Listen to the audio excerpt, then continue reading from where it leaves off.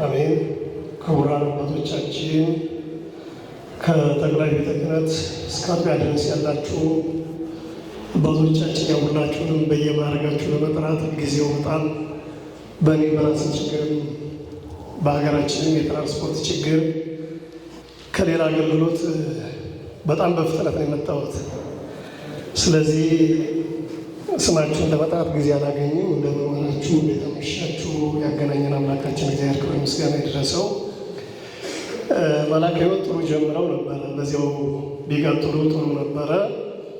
ብዙም አላሰለቻችሁም። አጠር አድርጌ ነው ለማቅረብ የምሞክረው በሁለት ምክንያት፣ አንደኛው በመዘግየት፣ ሁለተኛው ደግሞ ሰፋ ያለ ጊዜ መውሰድን አገልግሎቱን ሊጎዳው ስለሚችል እንግዲህ መጻሕፍትን ጽፎ ለአንባቢ ማድረስ እዚህ ብዙዎቻችሁ ጸሐፊያን ስለሆናችሁ ምን ያህል ከባድ እንደሆነ ታውቁታላችሁ ብዬ አስባለሁ። እና እኔ ብዙ መጻሕፍቶችን እንዲሁ በአጋጣሚ ያለሁበት የሥራ ባህሪም ስለሚያገናኘኝ የማየት ዕድል ገጥሞኝ አይቻቸዋለሁ። ካየኋቸው መጻሕፍት መካከል ዛሬ ለምረቃ የተዘጋጀው የመምህራችን መጽሐፍ ሥርዓተ ጽዋ ማኅበር የሚለው መጽሐፍ ነው። እሱን መጽሐፍ በረቂቁ ተሰጥቶኝ ለማየት እድል አግኝቻለሁ። ስለዚህ እሱን በተመለከተ ትንሽ ነገር እላችሁና አጠቃልላለሁ። አዘጋጁ መምህር ጥበበ ሥላሴ ታደሰ ይባላሉ። የሰሚት መካነ ሰላም መድኃኔዓለም ቤተክርስቲያን ሰባኪ ወንጌል ናቸው። እንግዲህ በዚህ በሐዋርያት ሥራ ምዕራፍ 4 ቁጥር 20 ላይ አንድ ቃል አለ። እኛስ ያየነውንና የሰማነውን እንናገራለን የሚል ስለሆነ ያየነውን ለመናገር ማንም ሊከለክለን ስለማይችል ጠንካራ ጎኑን ክፍተቱን እናሳያለን እንደ ገምጋሚ ማለት ነው። ማር ይስሐቅ መጻሕፍትን አዘውትረህ አንብብ፣ መጻሕፍት እግዚአብሔርን ወደ ማድነቅ ልብህን ይመሩታልና ይላል። በእውነቱ መጽሐፍ የማያነብ ሰው ማስተማር የለበትም የሚል አቋም አለኝ። የማያነብ ሰው አውደ ምሕረቶቻችን መጠቀም አለበት ብዬ አላስብም። ታላቁ የቤተክርስቲያናችን ሊቅ መላከ ብርሃን አድማሱ ጀንበሬ አንድ ወቅት በጣም አስቸጋሪና ፈታኝ ነገር ገጥሟቸው ዘፍጥረት 1:26ን መነሻ በማድረግ ንግበር ሰብአ በአርአያነ ወአምሳሊነ፣ ሰውን በመልካችን እንደ ምሳሌያችን እንፍጠር የሚለውን ዛሬ የምንባልበት ርዕስ ሰውን እንፍጠር በሚል ነው ብለው ሰፊ ትምህርት እንዳስተማሩ መላከ ታቦር ተሾመ ዘሪሁን ዝክረ ነገር ዘመላከ ታቦር ተሾመ ዘሪሁን በሚለው ሲያስታውሱ ነበርና ይህን ቃል ያነሳሁት ለምንድን ነው? አሁን መጻሕፍትን ጸንሶ ወልዶ ለአንባቢ ማድረስ በተለይ በእኛ ዘመን በጣም ፈተና ነው። ለምን? ማህበራዊ ሚዲያ መጣውን ታውቃላችሁ። እንደውም አንድ ዶክተር አለማየሁ ዋስ የሚባሉ ወንድማችን አሁን ያለው ትውልድ የሆነ ነገር አይቶ መሄድ ነው እንጂ አድምቶ አያነብም የሚል ምልከታ አንድ ወቅት ሲሰጡ ነበር። የለም ግን በኋላ ለማቅረብ የምሞክረው አንዳንድ ጉዳዮችም አሉ። ይህን መጽሐፍ የቤተ ክርስቲያናችን ሊቃውንቱ ጉባኤ አይቶ ደብዳቤ ሰጥቶናል። በቀን 20 በ4ኛው ወር 2018 በጠቅላይ ቤተ ክህነት ያለው የሊቃውንቱ ጉባኤ ረቂቁን ገምግሞ አጥንቶ የውሳኔ ሀሳብ እንዳቀርብ በተጠየቀው ቤተክርስቲያኒቱ በጻፈችለት መሰረት ጥሩ ግብረ መልስ ሰጥቷል። አንዳንድ የፊደላዊ የሆሄያት ጉዳይ ብቻ ተስተካክሎ ለአገልግሎት መዋል ይችላል ነው። አሁን ይሄ ትልቅ ትምህርት ነው ለሁላችንም። ምክንያቱም በየቦታው የሚጽፈውም ብዙ ነው፣ መጽሐፉን ቢመረመር ችግሩ ብዙ ነው፣ በሽታው።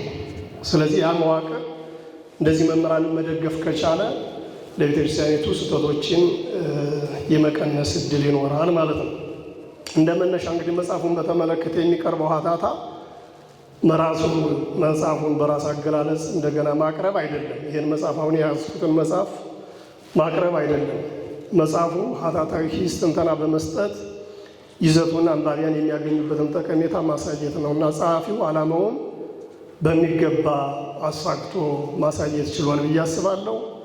የጸሐፊውን ስልት ይገልጣል። አንባቢያን መጽሐፉን እንዲያነቡት መንፈስን የሚቀሰቅስ የሚያነሳሳ ጉዳዮች ይዟል። እኛ ደግሞ ብዙ አልታደልንም። ትልልቅ መጽሐፍ በይዘት ነው የምናየው እንጂ ትንሹ መጽሐፍ ምን ሚስጥር አለው ወደሚለው ብዙ አናተኩርም። ይሄ መታረም ያለበት ይመስለኛል። ከዚያ ውጭ የተጻፈበት ዓላማው ምንድን ነው? አሁንም አንዱ 5 አዕማደ ምስጢር፣ ያም 5 አዕማደ ምስጢር፣ ያም 5 አዕማደ ምስጢር። አሁን ቤታችን ጋር ውዳሴ ማርያም እንደምታዩት እንኳን እኔ 5 አይነት ትርጓሜ ያለኝ የውዳሴ ማርያም ትርጓሜ። ስለዚህ ይሄ ጠቅለል ብሎ ቢያንስ በአንድ እንዲመጣ የማድረግ ስራ እንዲሰራ አስተያየት የምንሰጥባቸው አሉ። በእርግጥ እንደየጉባኤ ቤቱ እንደየአብነቱ አንዳንድ ማብራሪያ የሚጨምሩ ሊኖሩ ይችላሉ። ግን ዘመንን መረዳት ጥሩ ነው ብዬ አስባለሁ እና የመምህራችን መጽሐፍ ዛሬ የምናስመርቀው የቃላት አመራረጡ፣ የአረፍተ ነገር መዋቅሩ፣ የአንቀጽ አደረጃጀቱ እንዳስፈላጊነቱ ጥሩ ነው የሚል እይታ አለኝ። ጸሐፊው አንባቢያንን ለመግለጽ ወይም ደግሞ እነሱን ታሳቢ ማድረግ አንዳንድ ጊዜ ስንጽፍ ብቻ አይደለም ስንሰብክ የሚሰማን ሰው ካልተረዳ ነው ችግር ነው። ካልተረዳ ነው ብዙ ሰው ለምሳሌ እያስተማርን የሚያንቀላፋ ከሆነ ትቶናል ማለት ነው። እኛ ጋር የለም። ጽሁፎቻችንም እንደዚያ ነው ግምት ውስጥ የሚገቡት። እንዳይከብዱ እንዳይቀሉ በጥንቃቄ ማየት ያለብን ይመስለኛል እና የመጽሐፉ አዘጋጅ የህትመት ዘመኑ 2018 የመጽሐፉ መሻጫ ዋጋ በጥያቄ ምልክት አስቀምጠዋለሁ። ለአሁኑ መግለጽ ስለማልችል የገጽ ብዛቱ 58 ገጽ ነው። እንግዲህ ቀላል እንዳይመስለን በደንብ ማየት ጥሩ ነው።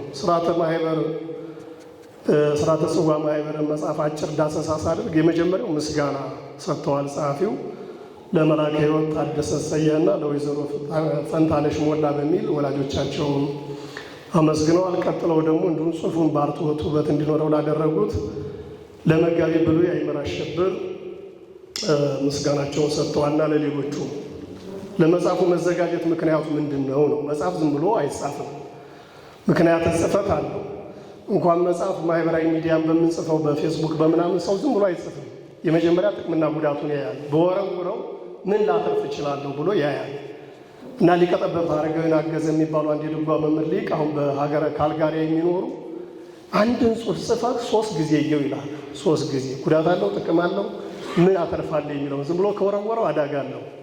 የሚያሳዝን ሰውን የሚያስቀይም እንዳይሆን እና ለዚህ መጽሐፍ መምህር ሲጽፍ ምክንያት የሆነኝ ብለው የሚያስቀምጡት አንደኛ በማገለግልበት አጥቢያ ያሉ ምዕመናን ስለ ማህበር መጽሐፍ ቅዱሳዊና ትውፊታዊ አመጣጥ ትምህርት ሲሰጣቸው በመጽሐፍ መልክ ቢታተም የሚል ፍላጎት ነበራቸው። ይህ አንድ ጉዳይ ነው። ቀጥሎ ስለ ማህበር መጽሐፍ ቅዱሳዊና ታሪካዊ ትውፊታዊ አመጣጥ ህዝበ ክርስቲያኑ በቂ እውቀት እንዲኖረው ለማድረግ እኔም በነበረኝ ከመጽሐፍ ጋር በጣም ብዙ አንባቢም አይደለሁም፣ ግን ስራ ባህሪ ሲያገናኘኝ ሐመር መጽሔት አንድ ወቅት ሰፋ ያለ ትንታኔ ጽዋ ማህበርን የተመለከተ አግኝቻለሁ። ከዚያ በኋላ በመጽሐፍ መልክ ሰፋ ብሎ ብዙ አላገኘውም። እንግዲህ ያገኛችሁ ካላችሁ በኋላ ሁለተኛው እትም ላይ ለመምህሩ ሊጠቅመው ስለሚችል ትጠቁሙታላችሁ ብዬ አስባለሁ። ከዚያ ቀጥሎ ሁለተኛው ክፍል በ2 ምዕራፍ ነው። በግዕዝ ንባብ መንፈሳዊ መጽሐፍትን ለማንበብ ለመማር በቂ እውቀትና ግንዛቤ እንዲኖራቸው ታስቦ የተዘጋጀ ነው ይላል። ስርዓተ ጽዋ ማህበር በ2 ምዕራፍ የተከፈለ ነው። የመጀመሪያው የዘመኑ ወጣት ሊገባው በሚችለው መልኩ በግልጽ ቋንቋ የቀረበ ስራ ነው። የመጽሐፉ አዘጋጅ ዶግማና ስርዓተ ቤተክርስቲያንን በበቂ መልኩ የጠበቀ ነው። ማብራሪያውም ጥሩ ነው። ይህንም ለዚህ ደግሞ የሊቃውንቱ ጉባኤ በቂ ምስክርነት ደብዳቤ ሰጥቷል። ደብዳቤውን እዚያው ኤልሲዲ ፕሮጀክተር ስለሌለ ነው እንጂ ማሳየት ይቻላል። የመጽሐፉ ይዘት ስርዓተ ቤተክርስቲያን በመዳሰስ ቤተክርስቲያናችን በስርዓተ ጽዋ ማህበር ያላት ሙሉ ስርዓት ያላት መሆኑን ማሳየት ነው። አንዱ በየጊዜው እንግዲህ አሁን ለምሳሌ ጽዋ ማህበር ሰው ይሰበሰባል። ዓላማው ምንድን ነው ስትሉት ብዙ ሰው ይናገራል ብዬ እኔ አላስብም። ትንሽ ሰዎች ናቸው የሚመሰክሩት እንደው ለዚህ ነው የተሰበሰብነው የሚሉት እንጂ ዓላማው ሰፊ ነው፣ ይታወቃል። ሌላው የማህበር መጽሐፍ ቅዱሳዊ ትውፊታዊ ታሪካዊ አመሰራረትን ከብሉይ ጀምሮ እስከ ሊቃውንት ድረስ ያለውን ይተነትናል እያስገባ ጸሐፊው። የማህበሩ ዓላማ 11 ዓላማዎች ተካተውበታል። በተለይ ከገጽ 5 ጀምራችሁ ስታዩ የኢትዮጵያ ኦርቶዶክስ ተዋሕዶ ቤተክርስቲያን የማህበራት አስተዳደር ደንብ 2015 ያጸደቀውን ከገጽ 13 እስከ 15 ያለውን በምንጭነት ተጠቅመዋል። የማህበራት አይነቶችን ስያሜዎችን እዚያ ላይ ለማቅረብ ሞክረዋል። በተጨማሪም መግቢያ ያለው የመጀመሪያው ይዘቱን ጸሐፊው ለምን እንደጻፈ ካቀረበ በኋላ ስርዓተ ጽዋ ማህበር በህዳግ ማስታወሻ በስርዓት ህዳግ የሚያስፈልጋቸው ላይ ለማቅረብ ሞክረዋል። ለምሳሌ ገጽ 1፣ 2፣ 4፣ 7፣ 19፣ 20 እና 34 ላይ ህዳግ ማስታወሻ ተጠቅመዋል። የተጠቀሟቸው ህዳግ ማስታወሻዎች አሉ የሉም የሚለውን ቸክ ለማድረግ ሞክሬ ነበር። በትክክል ወስደዋል። አንዳንዱ ህዳግ ማስታወሻ ያስቀምጥና ቸክ ስታደርጉት የለም። ይሄ ደግሞ መዋሸት ማታለልም ሊሆን ስለሚችል እንዲህ አይነት ስራ ላይ ጽሁፍ መጠንቀቅ ያስፈልጋል። በውስጡ ብዙ ነገሮች የቀረቡበት ሲሆን እንደ ምሳሌ የሚከተሉትን ላንሳና ለማጠቃለል እሞክራለሁ። አንደኛ በኢትዮጵያ ኦርቶዶክስ ቤተክርስቲያን የማህበራት መተዳደሪያ ደንብ የተዘረዘሩ 18 ማህበራትን ይዘረዝራል። ቀጥሎ የጽዋ ማህበር አደረጃጀቱ ምን ይመስላል የሚለውን ይዟል። እንዴት ነው ሙሴው እንዴት ይመረጣል? ለምን ሙሴ ተባለ? እንዲህና ሌሎችም የሥራ ዝርዝሮች በአግባቡ አቀናጅቶ ይዟል። የመጽሐፉ አዘጋጅ ማህበር የት እንደሚደረግ መቼ ቀን በማን ስም እንደሚደረግ ገጽ 23 ላይ ዘርዝረዋል። ያንን መጽሐፉን ስታነቡ ታገኙታላችሁ። ማህበር በስነ ፍጥረትና በሕገ ልቦና ምን እንደሚመስል፣ ማህበር በብሉይ ኪዳን መሰረቱ ምን እንደሆነ በስፋት ለማሳየት ሞክረዋል። ማህበር በአዲስ ኪዳን ምን እንደሚመስል ገጽ 25-26። ከዚያ ዋናው ወሳኝ ጉዳይ የማህበራት ወቅታዊና የማህበራት አሁናዊ ሁኔታ በተመለከተ ምልከታቸውን ኦብዘርቬሽን የምንለውን በበጎ ተግባር በግልጽ የተሰማሩ መኖራቸውን ካሳዩ በኋላ ችግርም እንዳለ ደግሞ ጠቁመው ወደዋል። ይሄ ጥሩ ነገር ነው፣ ወደፊት ብሰፋ የሚል ሀሳብ አለኝ። የማህበራት ደካና ጠንካራ ጎን በዝርዝር ለማሳየት ሞክረዋል። የበለጠ ማጥናት ግን ይቻላል። ገና ነው፣ ብዙ አልተሰራበትም ብዬ አስባለሁ። በማህበራት በጉዞ ስም የሚሰራው ስህተት ቤተክርስቲያኒቱን በጣም አደጋ ውስጥ እየሰደዳት እንዳለ ይታወቃል። ማህበራት ያስፈልጋሉ፣ ግን እንዴት ይደራጁ? እሱ ስራ ነው። ይህ መጽሐፍ በር ነው፣ መስፋት የሚችል መጽሐፍ ነው። የእኛ ምልከታ እሱ ነው። መጽሐፉ በር ነው፣ በር ተከፍቷል። ከዚህ በኋላ ግን መምህር ካለ በደንብ ቢሰማ ጥሩ ነው የሚሆነው። ትልቅ ጉዳይ ነው። ሁለተኛው ምዕራፍ ነገረ ንባብ ሚስጥረ መጻሕፍትን በእኔ ግምገማ ውጤት ሁለቱ ራሳቸውን ችለው ሁለት መጽሐፍ የሚሆኑ ናቸው። ፎር ዘ ኔክስት ቀጣይ ራሱን ችሎ አንዳንድ መጽሐፍ የሚሆን ነው። ሁለተኛ፣ ሶስተኛ፣ አራተኛ እትም ላይ ክልል ስትም እየተባለ ሲመጣ ያሰፋዋል አስተያየት እየተሰጠ ብዬ አስባለሁ። በተለይ በሰማንያ ያሉ መጽሐፍት ውስጥ የሚገኙትን ግሶች፣ ነባሮች፣ አገባቦች፣ አሃዞች የያዘው ሁለተኛው ምዕራፍ ነው። እሱ ራሱን ችሎ ቀጣይ ሁለተኛው እትም ላይ አንድ መጽሐፍ ቢሆን የሚል ምልከታ አለኝ። ዋቢ መጽሐፍትን በተመለከተ በመጨረሻ 11 መጽሐፍትን በዋቢነት ተጠቅመዋል። ይሄን መጽሐፍ መላከ ሕይወት ንጉሴ ባወቀ የሀዲያና ስልጤ ሀገረ ስብከት ዋና ስራ አስኪያጅ አይተው እሳቸው አስተያየታቸውን ባጭሩ እንዲህ አድርገው አስቀምጠዋል። በሀገራችን በኢትዮጵያ ኦርቶዶክስ ተዋሕዶ ቤተክርስቲያን የማህበር ትርጉም አመሰራረትና ዓላማውን የተረዱ ያልተረዱም በጋራ የመኖርና የመስራት በመንፈሳዊና በፖለቲካዊ እንደ ማህበር የመንቀሳቀስ ልማድ ሰፊ ነው። ብዙ ችግሮችም በሀገርና በቤተክርስቲያን ማህበርን በወጉ ባለመረዳት የሚከሰቱ ናቸው ብለው አስተያየታቸውን በጀርባ አስተያየት ሰጥተዋል። ስለ መጽሐፉ ይዘት በመሰለኝ በደሳለኝ የሚተነትኑ ግን ተገቢ አይደለም የሚል ምልከታ አለኝ። አይቷል። ብዙ ጊዜ አሁን እንዲህ አይነት ዳሰሳ ስናደርግ አንዳንዱ ቅድም እንዳልኳቸው ይችን ነው እንዴ ብሎ ለመተቸት የሚሞክራል። እሺ ደብዳቤ ጻፍ ስትሉት ግን የለም። እሺ አንድ መስመር ደብዳቤ ጻፍና አምጣ ስትሉት ደብዳቤው ሙያ ይፈልጋል። ዝም ብሎ አይጻፍም አይደል እንዴ? ቃለ ጉባኤም የሰበካ መንፈሳዊ ጉባኤ ስንሰበሰብና የተመረጡ ሰዎች ነው የሚያዘጋጁት። ማንም ዝም ብሎ ያዘጋጀው። ይሄን እንግዲህ የሙያው ባለቤት የሆነ ሰው ነው። ከዚያ መጋቢ ብሎ አይመራ አሸበር የራሳቸውን እይታ በጀርባ አስተያየት አስቀምጠዋል። በቤተክርስቲያኒቱ መጽሐፍ መዝነው እንዲሁም በክፋትና በቅናት የሚያጥላሉት በተጨማሪም ሳያነቡ የሚቀባጥሩትን ወደ ጎን ጥለን ከፈረሱ አፍ ምክንያት ጽፈቱን ከመጽሐፉ ሆድ ሐሳቡን ጽንሰቱን በሚገባ እንረዳ። ከዚያ በኋላ ለመልካም ስራ እናበረታታ። ለደካማ ጎኑ ደግሞ ሙሉነቱን በሚሞላ መንገድ ሙያዊ በሆነ በመንፈሳዊ ገለጻ ሂስ እናደርግ እንጂ የወንድሞችን ስኬት ለመቅበር፣ ለማሰናከል፣ ለማሸማቀቅ አንጣደፍ። ይሄ እይታችን እንዲጽፍ እድል መስጠት ነው። ሳያነቡ ለሚጮሁት ግን መልሳችን ውሾች ይጮሃሉ፣ ግመሎች ይሄዳሉ ነው መልሳችን። ሌላ መልስ የለንም።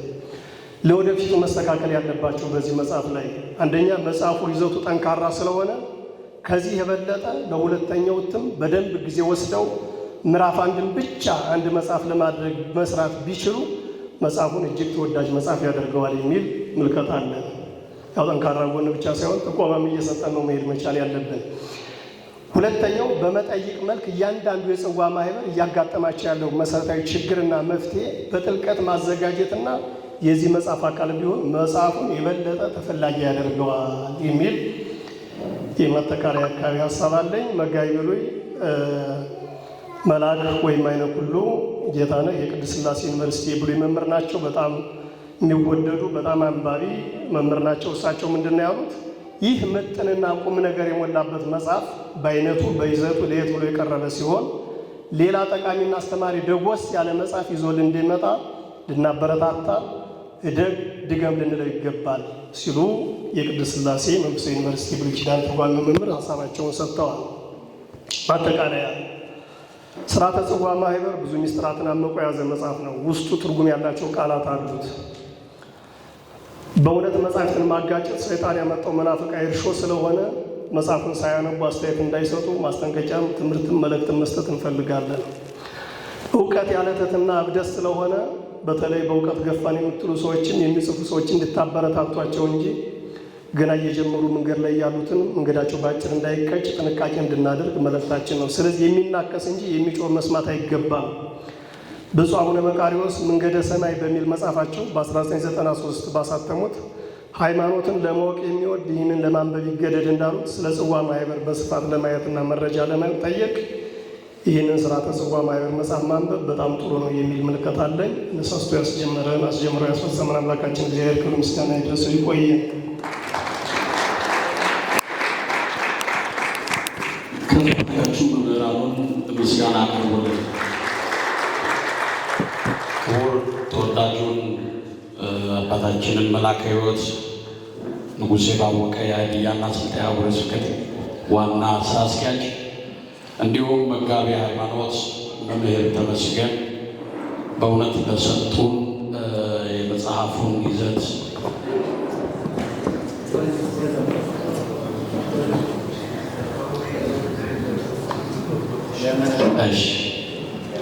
ለሰጡን ማብራሪያ በጣም ከፍ አድርገን ከልብ እናመሰግናለን።